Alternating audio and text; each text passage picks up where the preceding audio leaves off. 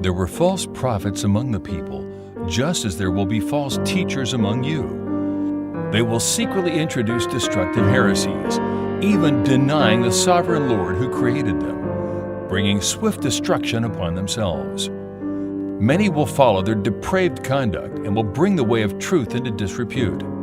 In their greed, these teachers will exploit you with fabricated stories. Their condemnation has long hung over them, and their destruction has not been dormant. 2 Peter 2, verses 1 through 3.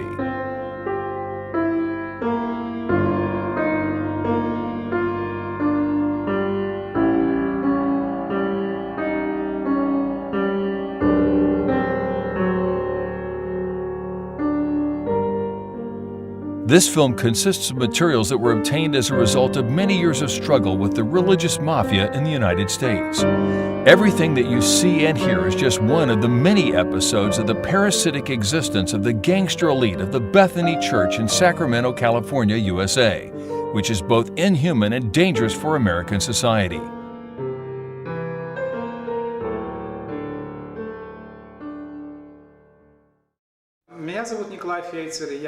My name is Nikolai Feitzer, and I am pleased to welcome our investors and viewers who will watch this videotape. As a reference point, we will use this videotape. It was not easy to get this unique archived footage as it contains some serious evidence in today's time. The pastor of the Pentecostal Church, Bethany, Nikolai Feitzer, talks about the very beginning of the construction of the financial pyramid to deceive the saints naive enough to believe in them. It had so happened that last year we opened up 3 businesses. First, a surgical one. Then afterwards a clinic, and then an MRI. On this cassette, Nikolai Feitzer gives a tour of the surgical clinic. This was the first so-called fraud business. Please note, the clinic, according to Feitzer, had opened last year, but there are still no patients in it. There are no doctors.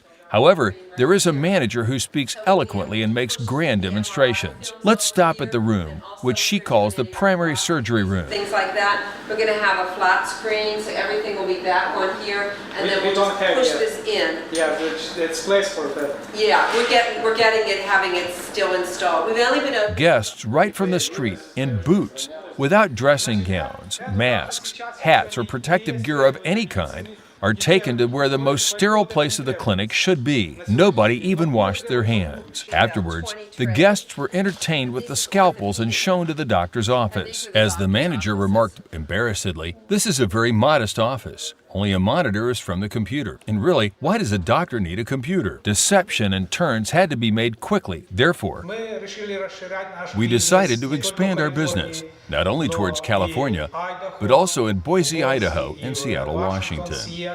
Here begins the most obscure part of the scheme. Pfizer and the gang decided to play on MRI technology. Here, his accomplice, Peter Solodko, says, "People don't know what this stand-up MRI is. To some extent, this is a plus, not a minus."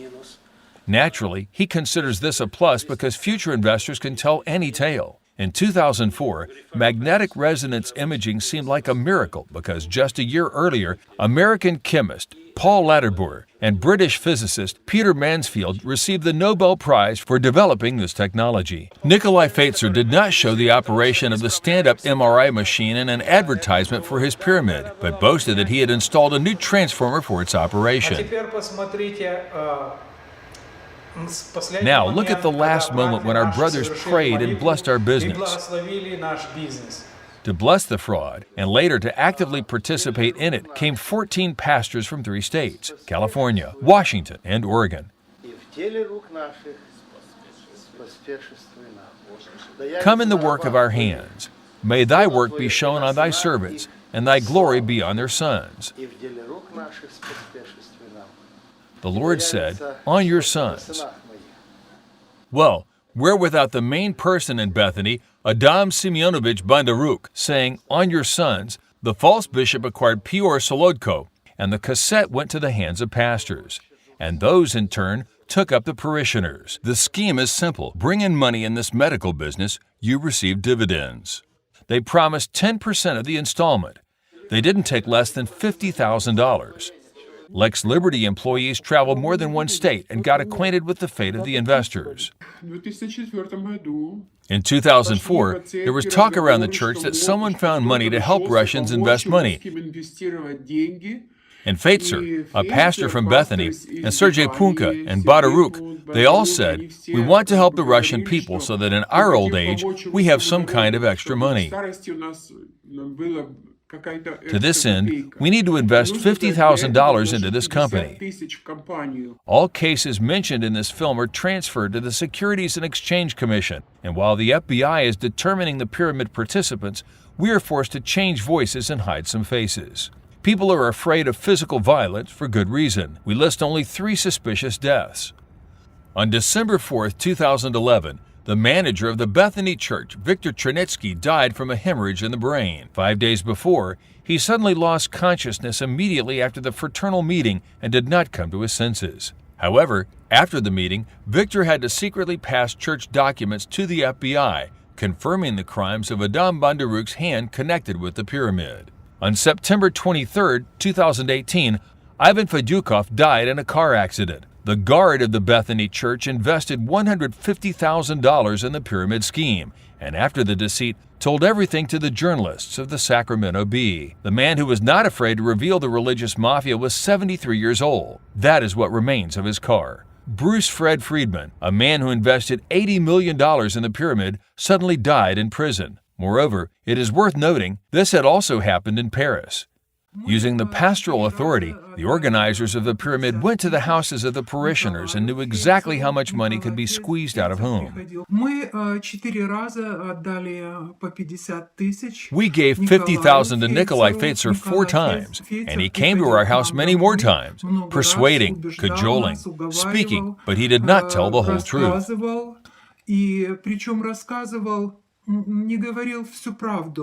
When the truth surfaced, people certainly tried to get their money back, to no avail. The conditions for survival in the pyramid were brazenly set for them. Hand over your friends, and then you will leave yourself. I went to Nikolai Feitzer and asked, "Return the money to us." He refused us, said, "Bring people to your place, and there I will return it to you." An eloquent fact, isn't it? If Bandaruk, Feitzer, and all their accomplices in their indignity trampled upon God's laws, what is an old acquaintance to them? Their usual source of profit is brothers in Christ, and even more so, these criminals robbed friends whilst competing with each other. I met Nikolai Feitzer long before he suggested that I invest in MRI. I thought that it was connected with medicine and would be a good investment. I took a $350,000 mortgage out on my house and invested in this business.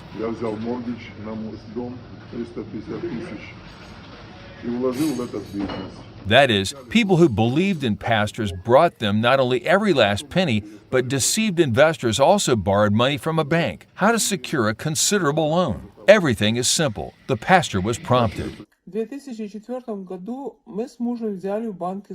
2004, my husband and I took a house loan from the bank in the amount of $100,000 and invested this money into companies in 2006. And we were told that things were going wrong with these companies, which could even lead to bankruptcy.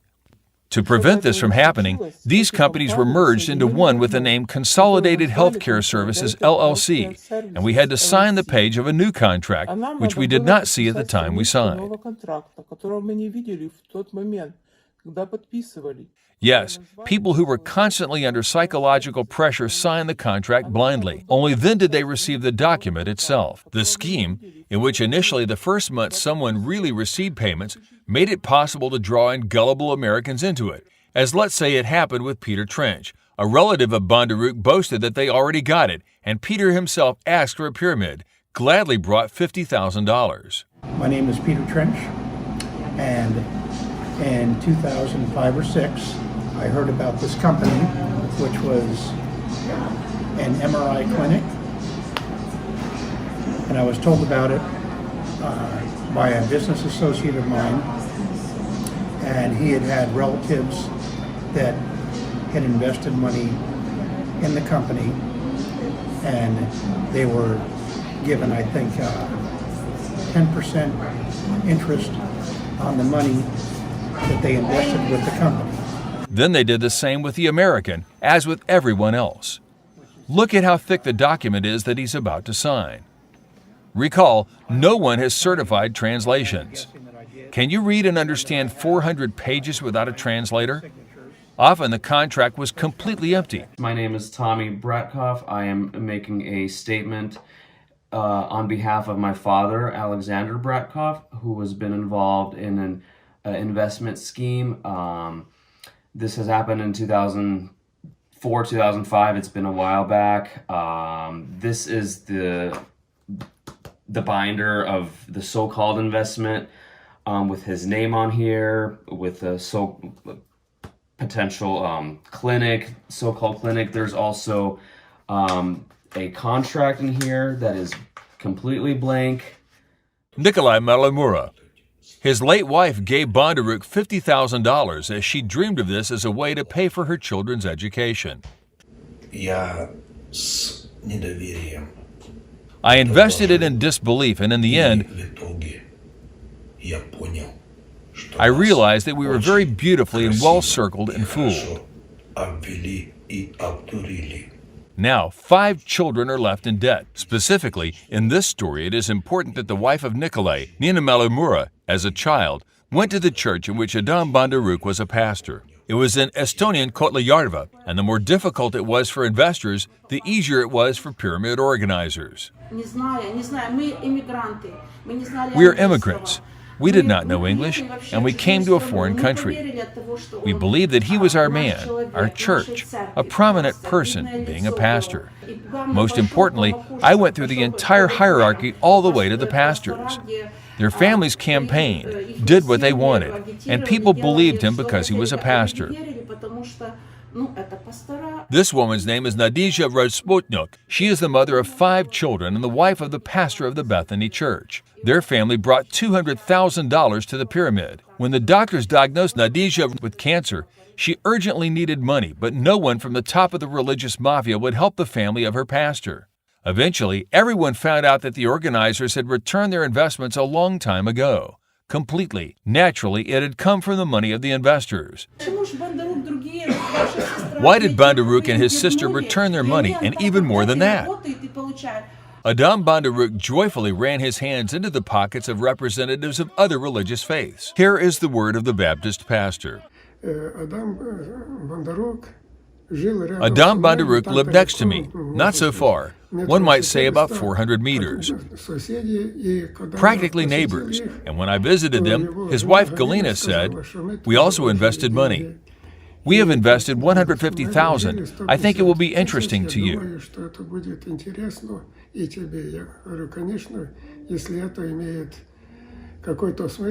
I say, of course, if that makes sense, then I'm also ready to sacrifice and try to have some kind of support in the future. And I believed, because if Bondaruk agreed, if fates are so authoritatively stated then, what to me?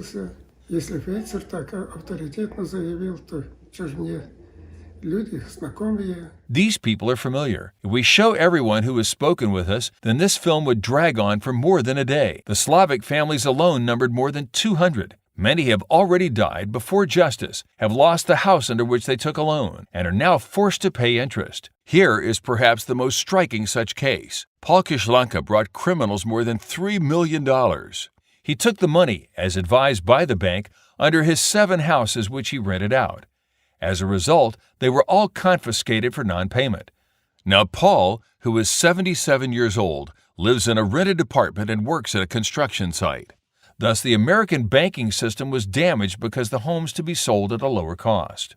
We hope that by this moment you have an understanding. The religious mafia did not reckon with anyone, including robbing the elderly, who, according to our American laws, are considered particularly vulnerable adult. If one of them did try to find justice, he would only receive threats in response. That is how it has always been in the Church of Bondaruk. Fast forward to the 90s. This person's name is Vladimir Vorontsov. Now he speaks with difficulty, but at one time he played an active role in the Fraternal Council of Bethany. Moreover, he helped Bondaruk with the money. He gave a considerable amount of money for the so-called storage. When he tried to return them and wrote a letter to the owner of Bethany, he received a threat in return. I want to remind you that the check will also reveal your considerable funds that you invested in the church for preservation, having hidden it from the welfare and the SSI. This is not in your best interests, and the consequences for you can be completely unpredictable. Bondaruk began to take his revenge and destroyed the family of Vladimir Vronstal. Such is the cost to now look at the top of Bethany with open eyes. Bondaruk had once declared at a fraternal meeting that the church is his business. The church became his business, and it is not surprising that he should begin to make money through the church in various ways. Then, in the late 90s, a false bishop, Adam Bondaruk, met with a retired military officer, Albert Wilson, who owned the building of the sports complex at the deserted Air Force Base. He sells the building to the false bishop, which, in time, will become the Bondaruk Almshouse that will turn into a real factory of deceit that tramples on all laws, biblical, American, and universal. We speak with the owner of the sports complex, Al Wilson, and we hold the sports complex as the first miracle. Al Wilson is the second miracle, an amazing person. The man is truly amazing. First, Albert Wilson is an officer. Secondly, a pensioner. And thirdly, an angelically trusting person who believed he was doing a good deed. He turned the neglected building into a house of prayer meeting for internally displaced persons. Albert Wilson acted as a lender because the bank would not approve an amount of $5,425,000 to the refugee immigrant community. How did Adam Bondaruk respond to such kindness? Of course, it was a hoax. The false bishop suggested that Wilson not pay by installments. The officer brought the remaining money and a check in the amount of $1,200,000. After signing the transfer of ownership, Adam Bondaruk and Nikolai Feitzer immediately suggested that Albert Wilson invest the money he had just brought into the church, medical clinic, and MRI units. This is a familiar pattern to us. They promised 12% per annum, and Albert Wilson succumbed. $2 million returned to the scammers. Moreover, Wilson's daughter gave $1 million to the pyramid scheme. Needless to say, the Wilsons did not see their money return. Thus, the territory of the Slavic Missionary Church, Bethany, was stolen from Albert Wilson. The Chief Master Sergeant, who has been repaying his debt to America, has served in hot spots all around the world, from Vietnam to Germany. His wife, daughter, and son have died, so he has nothing left to lose today. He was left alone, and now it is time for society to defend the American hero. Veterans must be defended. The pyramid organizers not only returned their money, which they invested to divert eyes along with parishioners, but many pastors received bonuses for their diligence. Adam Bondaruk himself also took 20% from each person involved in the pyramid. The greed of these people have no limits. Investors' money was withdrawn from medical offices to the construction company Feitzer Construction by Nikolai Feitzer. This is the so-called gasket, a company that allows you to money laundering. Feitzer Construction won all tenders for repairs in the building of the Bethany Church. Over the past 17 years, there have been at least 25 such competitions. The cost of each of them was certainly overstated, and the total amounted to almost $4 million amount. And Nikolai Feitzer built or reconstructed houses, transferred them for Adam Bondaruk, his wife and children. Well, Bondaruk himself sold them. Then, in Sacramento County alone, Bondaruk's family accounts for 286 real estate transactions. Adam Bondaruk, 52. Pavel Bondaruk, 46. Benjamin Bondaruk, 39. Peter Bondaruk, 25 transactions. At the same time, Peter Bondaruk was sentenced to 6 years for fraud and money laundering in real estate. Now to the affairs of Nikolai Feitzer. In Sacramento County, his family accounts for 1,338 real estate transactions. For the youngest son of Feitzer, Paul, 460 transactions. Pay attention to the left column. The year and the number of the documents indicate 2005 and 2006 as the richest in transactions. But these are the very years when defrauded investors massively gave money to MRI. The money of deceived old people and gullible parishioners migrated to the family mafia clans of Bondaruk, Feitzer, and Soldotko. They did not become someone else's pension or payment for treatment or study. They became luxury cars, luxury real estate, yachts. Let's look at the youngest son of Nikolai Feitzer, Pavel.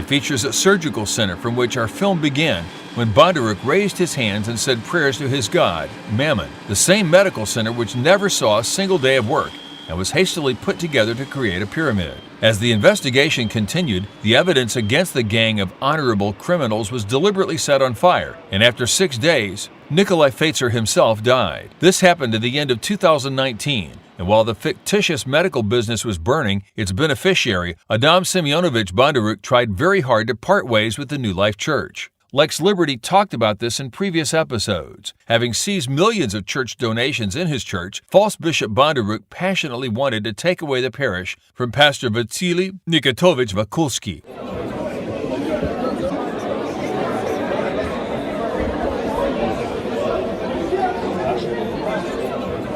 The truth, which has managed to be conveyed to people through our investigations, was helped by the New Life Church. The truth turned out to be stronger than the entire Fraternal Council, who, on the orders of Bandaruk, went to war against his own pastor Vakulsky. Having lost the parishioners, he was almost forced to fight alone with the raiders in a red-hot iron to burn out the traitors.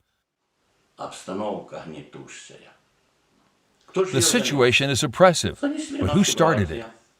Our brothers brought, with the help of Komich, Bandaruk, with the help of Grinko Alexander and Kirill, Peter Opanasiuk, Leonid Pakyuk, brought this terrible spiritual virus to the church.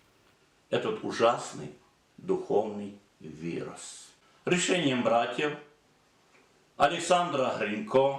the decision of the brothers Alexander Grinko, Kirill Grinko, Peter Opanasiuk, and Leonid Pakyuk, for which they were warned, put to consecration, but they did not stop. They continued their work, processed people, set up against the shepherd, youth and youth choirs. Но они не остановились, продолжают свою работу. Обрабатывать людей, настраивать против пастыря, молодежь, молодежный хор.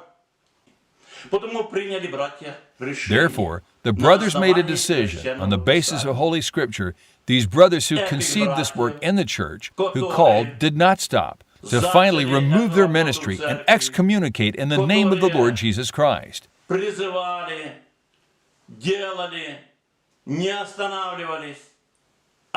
Снять окончательно с них служение и отлучить от церкви. Во имя Господа Иисуса Христа. And this spiritual virus, which was introduced to the Vakulsky church by Bandaruk, became a completely material virus. The church's senior pastor is hospitalized with the virus. Yes, Adam Semyonovich Bandaruk was infected with coronavirus. The same fate befell his wife Galina and son Paul. There, hundreds of parishioners and 10 Bethany functionaries went to bed, who, according to Dr. Peter Bylinson, director of the Sacramento County Health Services, continue their meetings outside the church building. Bethany has become America's largest ecclesiastical outbreak in America. Well, in conclusion, a brief reference. Bandaruk Adam Semyonovich. Born in Ukraine in a family of Pentecostal believers, he has always been two-faced. From his youth, he actively collaborated with the KGB. When children of believers were not allowed to study, he graduated from high school with a gold medal. In 1961, in the city of Kryvyi Rog, he was witness of the prosecution when presbyters and deacons were tried for religious activities under Article 209 of the Ukrainian Code of Criminal Procedure. Adam Bandaruk gave such testimonies that were against the leaders of the church. Then everyone received a camp term, and 2 years later, in a strange way, Adam Bandaruk was promoted to the rank of presbyter. Became a church served in the formidable 60s.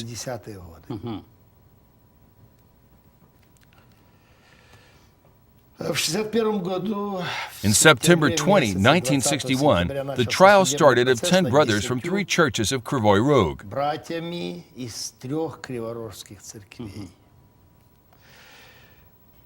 About 153 Christian witnesses were interrogated. They tried to take some charges, and I ended up in court. In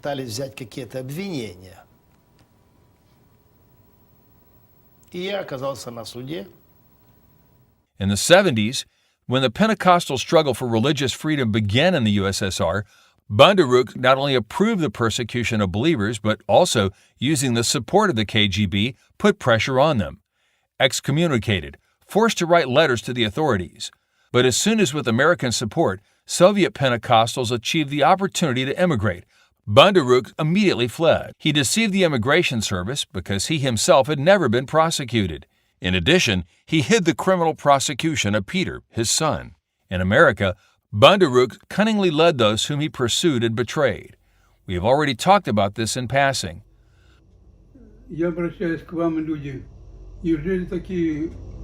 I appeal to you people, is it really such a Christianity that has lost its mind?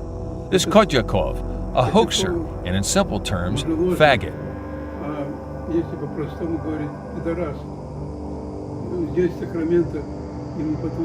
Here in Sacramento, BANDA condoned him. He provided him with a place in the meeting where he campaigned so that they would come to Kotyakov.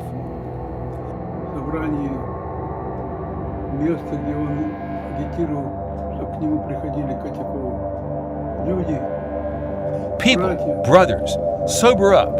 Look who ordained you and ordained you, and what result?